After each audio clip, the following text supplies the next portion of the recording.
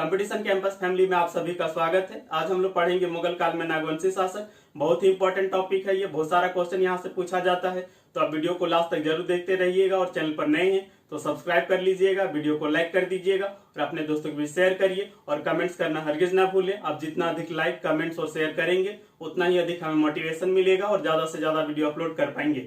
Start करने से पहले 2-3 चीजें आप ध्यान रखेंगे। पहली बात, यदि आपको वीडियो क्लियर ना दिखाई देता हो तो आप राइट कॉर्नर में जाइए, वहां पे 3 डॉट पे क्लिक करिए, वहां से आप वीडियो की क्वालिटी बढ़ा करके देख सकते हैं। आप चाहें तो स्पीड भी बढ़ा करके देख सकते हैं। दूसरी बात, यदि कोई पार्ट 4 नहीं देखे हैं तो पहले पार्ट 4 देखिए, तब आपको ये कंप्लीट समझ में आएगा। तीसरी बात, यदि वीडियो में ऐड आता है तो थोड़ा सा पेशेंस रखिए, हम सेट नहीं किए हैं, वो ऑटोमेटिक आता है। चलिए शुरू करते हैं। सबसे पहले हमें देखना होगा कि जो मुगल शासक हुए उसमें पहला मुगल शासक हुआ बाबर, और जो आपका 1707 ईस्वी में औरंगजेब की मृत्यु हो गई। यहां से लेकर के यहां तक का जो काल है ये कहलाता है मुगल काल। बाबर से लेकर के औरंगजेब की मृत्यु तक कहलाता है मुगल काल। और ध्यान रखिएगा, औरंगजेब की मृत्यु के बाद मतलब 1707 से लेकर के 1857 ईस्वी का ये जो समय काल है ये कहलाता है उत्तर Mughal, that means later Mughal. क्यों कहलाता है? रीजन ये है कि यहां से लेकर के यहां तक मुगल शासक काफी शक्तिशाली थे। मुगलों का विकास हुआ, उत्तरोत्तर विकास हुआ, ठीक है, दिन दूनी रात चौगुनी। लेकिन इसके बाद जो मुगलों का पतन शुरू हो गया, डाउनफॉल शुरू हो गया, हम लोग हिस्ट्री में पढ़ेंगे। यहां से लेकर के यहां तक की यदि बात करेंगे तो इस दौरान नागवंशी राज्य पर मुगल शासन का विशेष कोई प्रभाव नहीं पड़ा।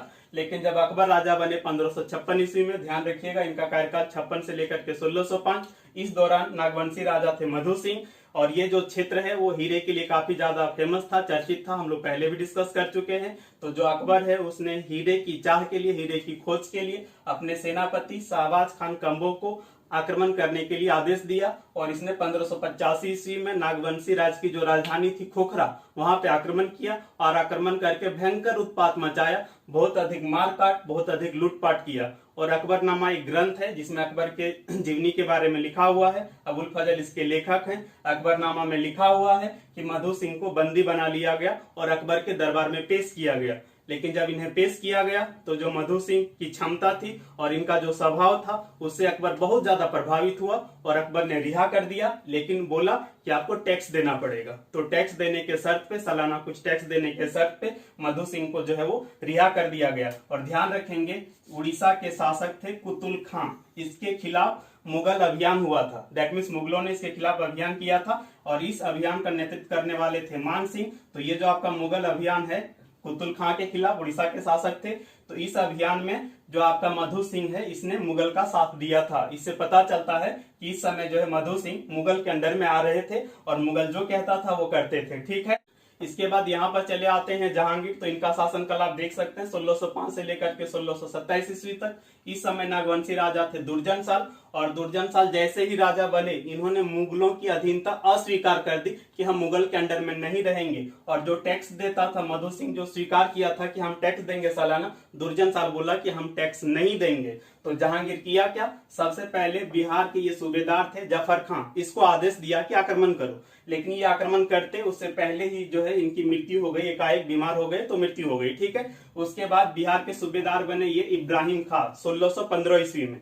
इन्होंने जो है वो खोखरा पर अधिकार करने के लिए आक्रमण किया। लेकिन जो आपका दुर्जनशाल है उन्होंने कोशिश की कि इब्राहिम खान मेरे पक्ष में आ जाए। इब्राहिम खान को बोला कि हम बहुत अधिक आपको हीरा देंगे और हाथी देंगे, आप मेरे तरफ आ जाइए। लेकिन इब्राहिम खान इनके तरफ नहीं आया और जो है जहांगीर की तरफ से आक्रमण किया इब्राहिम खान ने और खोखरा राजधानी पर अधिकार कर लिया। और ध्यान रखेंगे बहुत अधिक हीरा और 23 हाथी लूटा और ये सभी भिजवा दिया किनको, तो अपने स्वामी जहांगीर को भिजवा दिया, ठीक है। और ये जो दुर्जनशाल है ये तब भी नहीं हारे, बोले कि हम मुगलों की अधीनता स्वीकार नहीं करेंगे, दैट मीन्स अधीनता अस्वीकार, रिजेक्ट कर दिया। तो फिर क्या किया गया, तो दुर्जनशाल को बंदी बना लिया गया और बंदी बना करके जो है आपका ग्वालियर किला भेज दिया गया। ग्वालियर सभी लोग जानते होंगे एमपी में। और ये ग्वालियर किले में 1615 से लेकर के 1627 ईस्वी तक कैद रहे। उसके बाद एक घटना घटा। क्या घटा, तो जो जहांगीर है ना इसके दरबार में 2 हीरा लाया गया, बड़ा बड़ा सा हीरा। जहांगीर को लगा कि इसमें एक हीरा नकली है और एक हीरा असली है, लेकिन कोई भी दरबारी ये फिक्स नहीं कर पा रहा था कि कौन असली है और कौन नकली है। तो दुर्जन साल को बुलाया गया, क्योंकि ये हीरे के बहुत बड़े पारखी थे, दैट मीन्स हीरे की पहचान करने की क्षमता थी इनमें, तो इनको ग्वालियर से बुलाया गया। और जब दुर्जन साल गए तो इन्होंने हीरे की पहचान कर दी। कैसे की? तो इन्होंने दोनों ही हीरा जो है वो भेड़ के सींग में बांध दिया, एक भेड़ और दूसरा भेड़, एक भेड़ के सींग में बांध दिया और दूसरा भेड़ के सींग में बांध दिया। इन दोनों भेड़ को आपस में लड़ाया गया, और जब लड़ा भेड़ तो जो नकली हीरा था वो टूट गया, और जो ओरिजिनल हीरा था उसमें खरोच भी नहीं आया। हम लोग जानते हैं हीरा काफी कठोर धातु होता है, तो जो ओरिजिनल हीरा है वो लटकने से, पटकने से, कुछ भी करने से फूटेगा नहीं। तो जो असली हीरा है उसमें खरोच भी नहीं आया, और जो नकली हीरा था वो टूट गया। तो जो आपका जहांगीर है ना, इस कला से बहुत अधिक प्रभावित हुआ और खुश होकर के बोला कि जाओ इसको रिहा कर दो, ठीक है। और शाह की उपाधि दिया। किसकी उपाधि दिया? शाह की उपाधि दिया, ठीक है। बोला तुमको हम अपना राज वापस कर देंगे, लेकिन बाबू 6000 सालाना हमको देना होगा, ठीक है। तो 6000 सालाना टैक्स देने की शर्त पे दुर्जन साल को रिहा कर दिया। तो ध्यान रखेंगे, ये आपको 6000 याद रखना, एग्जाम में पूछा हुआ है। उसके बाद 1615 से लेकर के 27 तक ये कैद रहे थे। कहाँ कैद रहे थे ये भी आप ध्यान रखेंगे, मोस्ट इंपॉर्टेंट चीज है, यहाँ से आपको ध्यान रखना है, बहुत सारा क्वेश्चन यहाँ से बनता है। अब देखिए, दुर्जन साल जब वापस आए तो इन्होंने अपनी राजधानी को खोखरा से डोईसा स्थानांतरित कर दी। हम लोग पहले ही पढ़ चुके हैं, खोखरा आपका रांची जिला में वर्तमान में पड़ेगा और डोईसा जो आपका गुमला जिला में पड़ेगा। यहाँ पे डोईसा क्यों स्थानांतरित किया गया? इसका रीजन था कि ये जो डोईसा है वो चारों तरफ नहीं, 3 तरफ पहाड़ी से घिरा हुआ है और एक तरफ दक्षिणी कोयल नदी से घिरा हुआ है। तो पहाड़ी और नदी है, तो वहां पर जाना मुश्किल होगा, क्योंकि ये सुरक्षा के लिहाज से अधिक सुरक्षित था, इसलिए राजधानी को डोईसा स्थानांतरित कर दिया गया, ठीक है, ध्यान रखेंगे।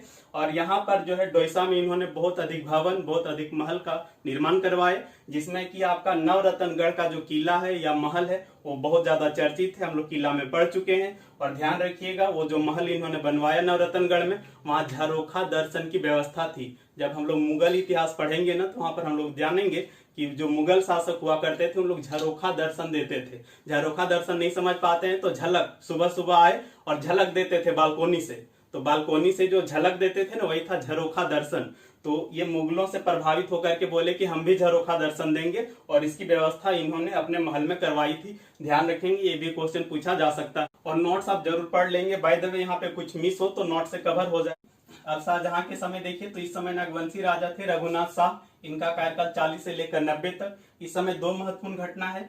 एक आपका मुगल सेनापति खानजादा ने नागवंशी राज्य पर आक्रमण किया, इसका उल्लेख फ्रांसीसी यात्री टेवर्नियर ने भी अपनी पुस्तक में किया है। तो ये क्वेश्चन पूछा जा सकता है कि जो खानजादा का आक्रमण था नागवंशी राज्य पर, इसका उल्लेख कौन से फ्रांसीसी यात्री ने अपने पुस्तक में किया है। तो ये यात्री का नाम आप ध्यान रखेंगे। इसने आक्रमण किया और आक्रमण करके इसको बोला टैक्स दो। आक्रमण जब भी किया जाता था वो इसीलिए होता था कि टैक्स दो, तो टैक्स देने के लिए फिर ये राजी हो गए, फिर आपका संधि हो गया। और दूसरा घटना है कि जो चेरो शासक थे मेदिनी राय, ये मेदिनी राय सबसे प्रतापी राजा था चेरो वंश में, इसने जो है वो आपका नागवंशी राज्य पर आक्रमण किया और खजाने को पूरा लूटा। और ध्यान रखेंगे, उसी लूट के सामान में पत्थर का एक बहुत बड़ा फाटक भी शामिल था। इसने क्या किया, तो इस फाटक को अपने एक नव निर्मित किले में स्थापित कराया। वो किला पलामू में है, और वो जो आपका फाटक इन्होंने जो स्थापित कराया उसे नागपुरी दरवाजा के नाम से जानते हैं। हम लोग किला में पढ़ चुके हैं, आप ध्यान रखेंगे। नेक्स्ट आपका औरंगजेब के समय की बात करेंगे। तो इस समय आपका नागवंशी राजा राम शाह, और यह होशियार, चालाक, बुद्धिमान, वीर, शक्तिशाली सब था। इसने पलामू, रीवा और सिंहभूम के राजा को लूटा, आक्रमण किया। देख सकते हैं यहाँ पलामू वाले आए यहाँ, और ये गया पलामू झगड़ा करने के लिए, उससे युद्ध करने के लिए, वार करने के लिए, और इस तीनों को ही हराया। और इसके बाद जो है वैवाहिक संबंध स्थापित कर लिया।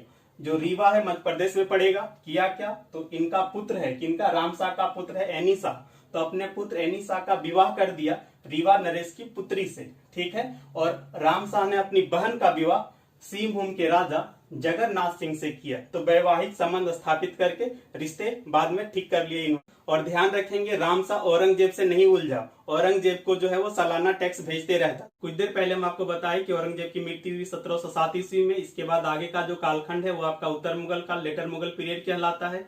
इस काल के हम 2 नागवंशी राजा की बात करेंगे, बहुत सारे नागवंशी राजा हैं। बहुत ज्यादा इंपॉर्टेंट है नहीं, आप नोट से पढ़ लीजिएगा, कवर हो जाएगा। पहला यहाँ पे हम शासक देख रहे हैं आपका रामशाह। आप कहेंगे सर रामशाह यहाँ भी आप क्यों लिख दिए, आप औरंगजेब में भी लिखे थे, क्यों नहीं लिखेंगे? 90 से लेकर के 15, तो आप देख सकते हैं 90 से लेकर 1706 ये तो औरंगजेब के समय था, तो ये आपका मुगल काल में चला आएगा। लेकिन ये वाला जो शासनकाल है रामशाह का 1707 से लेकर के 15, ये तो आपका उत्तर मुगल में चला आएगा ना। और ध्यान रखेंगे उत्तर मुगल में जो शासक बने थे पहला वो बहादुर शाह जफर, दैट मीन्स औरंगजेब की जब मृत्यु हुई उसके बाद जो शासक बने वो आपका बहादुर शाह जफर। औरंगजेब तक आपका मुगल काल कहलाता है और यहाँ से आगे ना आपका उत्तर मुगल काल है। तो आप देख सकते हैं रामशाह मुगल काल में भी थे और उत्तर मुगल काल में भी थे। एक क्वेश्चन यहाँ पे आपसे पूछा जा सकता है कि रामशाह किसका समकालीन था, इसका मतलब होता है ये किनके किनके समय में थे। तो आप देख सकते हैं औरंगजेब के समय में भी थे और बहादुर शाह जफर के समय में भी थे, तो ये औरंगजेब के भी समकालीन हो जाएंगे और बहादुर शाह जफर के भी समकालीन हो जाएंगे।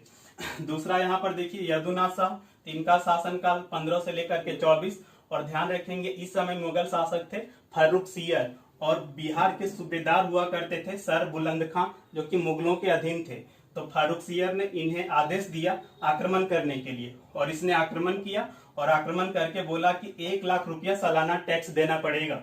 इन्हें स्वीकार करना पड़ा, ठीक है। और दूसरा घटना इनके समय में क्या था, तो जो चेरो शासक थे रंजीत राय, इन्होंने नागवंशी राज पे आक्रमण किया और टोरी पर अधिकार कर लिया। वर्तमान में टोरी लातेहार जिला में पड़ता है। आज के लिए इतना ही, मिलते हैं नेक्स्ट वीडियो में, तब तक के लिए अपना ख्याल रखिए, खुश रहिए, स्वस्थ रहिए।